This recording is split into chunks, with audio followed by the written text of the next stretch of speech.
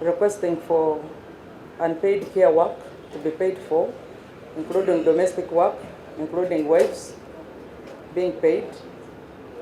But the government of Uganda has not considered that, because we embrace our African traditional lifestyles of marriages based on compassionate, and we also know that in Africa, by society, by socialization, women were designed to do certain works, while men were also designed to do the others. Masculine work was applied to men, and the women were designed to do caregiving services, reproduction, and the nurturing or nutrition.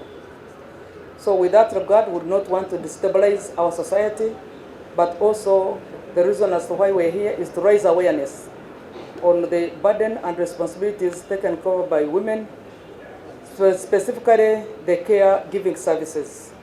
While much of the masculine work that men used to handle have been factored into in the budget systems, like construction of roads, like construction of buildings, many of these facilities and infrastructure have been factored for in the budgets. The women's cared work have not been considered in that direction. And therefore, we now know that the many local governments and the budget processing has started.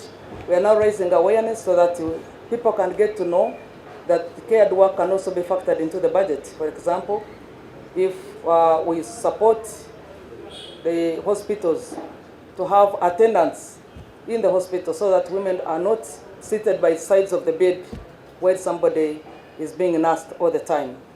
We are also thinking about reducing on gas so that the duty for cooking is made with less struggle and with clean environment.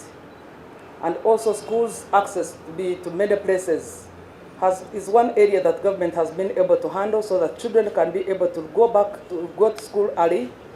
They are dropped by the vans, and the women are not running to take children and back to school and back to school.